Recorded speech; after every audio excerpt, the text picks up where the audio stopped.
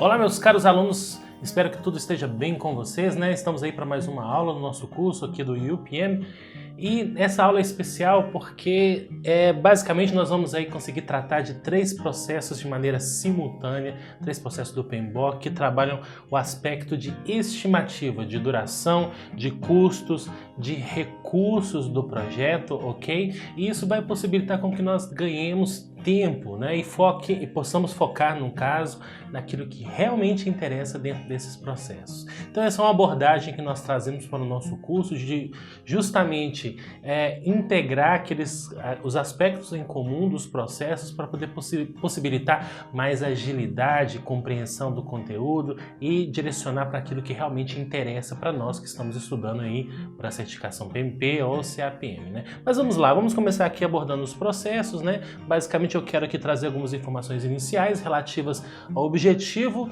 de cada um desses processos. Por exemplo, né, em relação ao processo estimar as durações das atividades, nós temos aí como um propósito, né, de elaborar, no caso, a estimativa do número de períodos de trabalho necessários para terminar atividades individuais. Já o processo estimar os custos, né, envolve o desenvolvimento de uma aproximação dos recursos monetários. Eu quero fazer esse levantamento para saber quanto que o projeto pode custar eventualmente. E em relação a estimar os recursos das atividades, nós temos aí a estimativa de recursos da equipe, o tipo e as quantidades de materiais, equipamentos, suprimentos necessários para realizar o trabalho do projeto.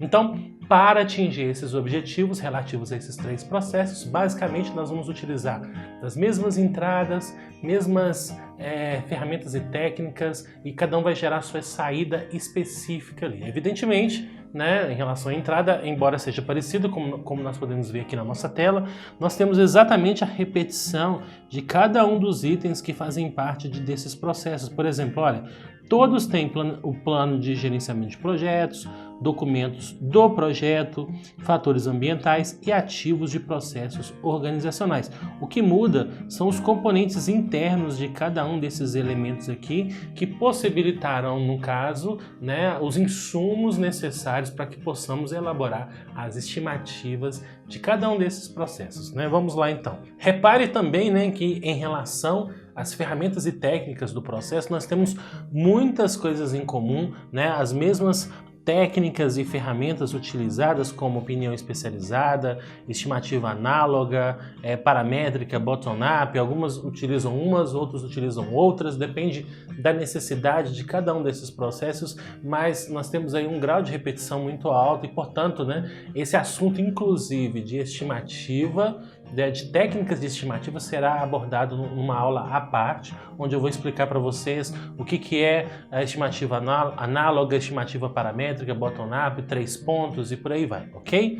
Então, as saídas em relação a cada um desses processos, colocando aí na tela também, nós temos aí estimativa de duração do primeiro, né, estimar as durações, evidentemente, a estimativa de custos, né, em relação ao processo estimar os custos.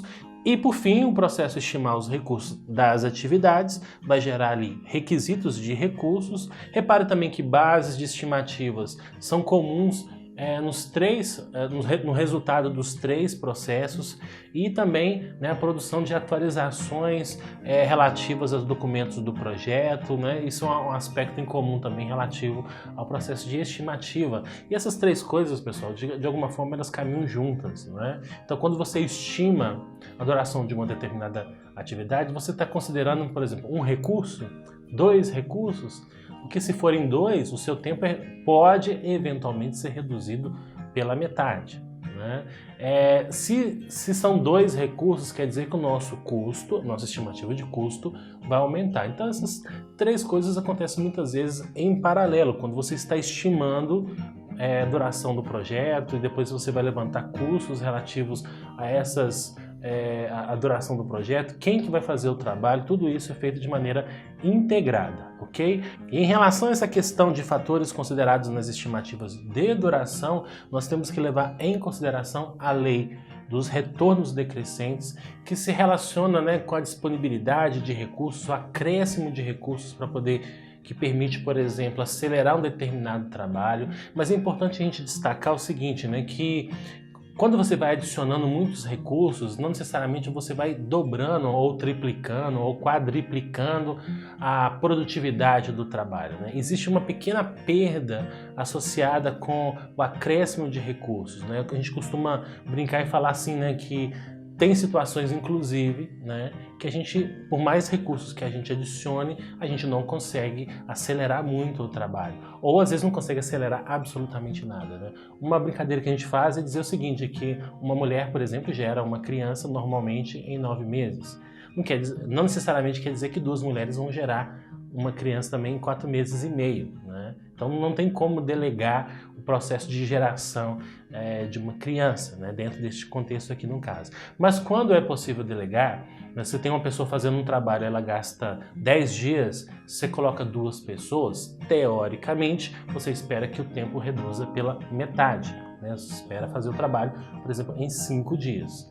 Mas existe uma pequena perda de produtividade à medida que você vai inserindo cada vez mais recursos para poder trabalhar uma determinada atividade dentro do projeto. Então, por isso que nós temos que considerar esse fator da lei dos retornos decrescentes, que à medida que vão acrescentando recursos, vai se reduzindo a produtividade, ok? Outra questão importante que é o número de recursos, a disponibilidade desses recursos, isso afeta a duração, evidentemente. Os avanços na tecnologia, o uso de tecnologia que permite acelerar também o trabalho do projeto, a adoção, por exemplo, de uma ferramenta robusta de gerenciamento de projetos pode ser um fator que contribui para um gerenciamento mais enxuto do seu cronograma, certo? E também, principalmente, né, nós estamos falando agora dos recursos humanos do projeto, envolve a motivação da equipe.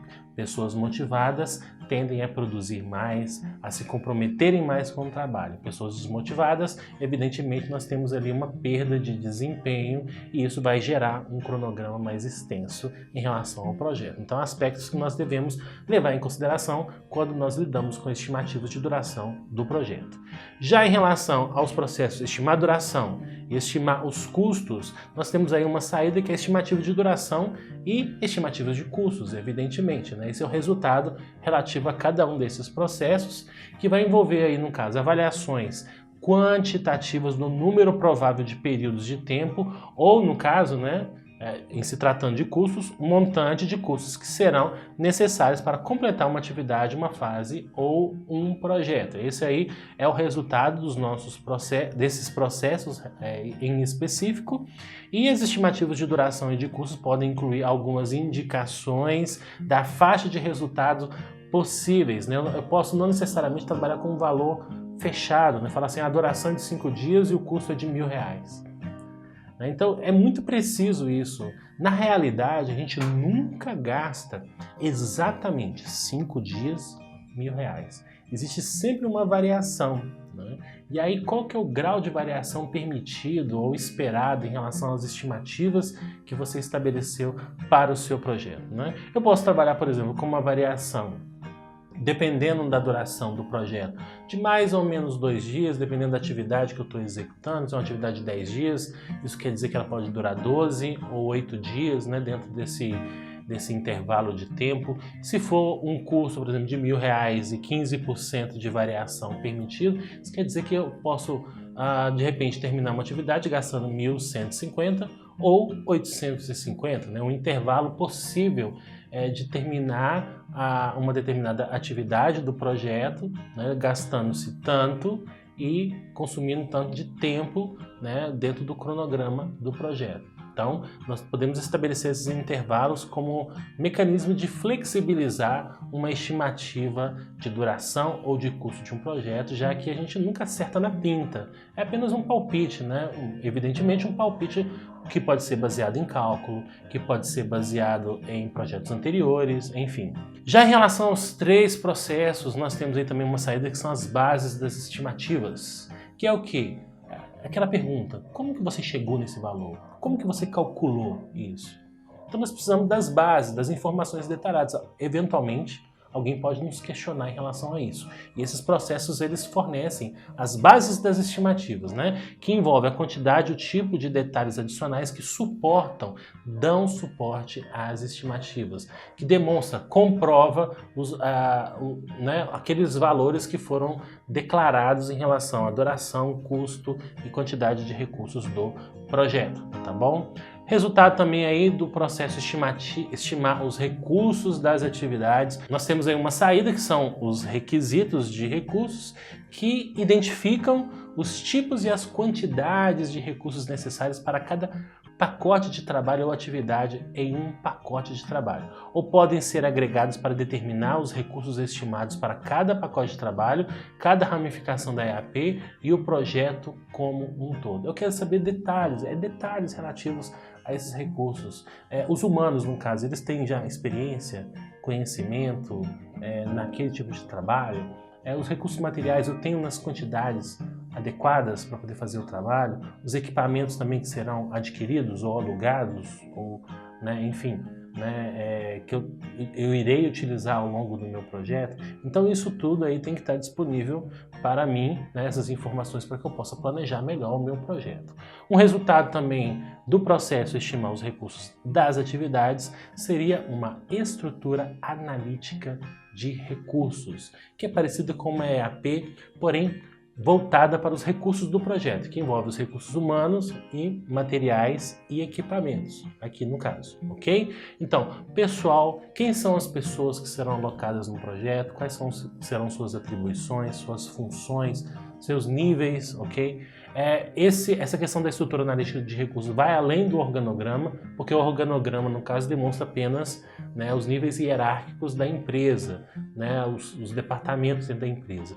Já a EAR, estrutura analítica de recursos, ela apresenta os recursos humanos da empresa, mas também a questão de materiais e equipamentos serão utilizados ao longo do ciclo de vida do projeto e em que pacotes de trabalho eventualmente podem estar alocados aqueles recursos. Eu posso eventualmente fazer essas identificações dessas informações por meio desse gráfico, por meio desse organograma que me apresenta essas informações de forma a facilitar o entendimento do uso dos recursos dentro do meu projeto. É isso aí.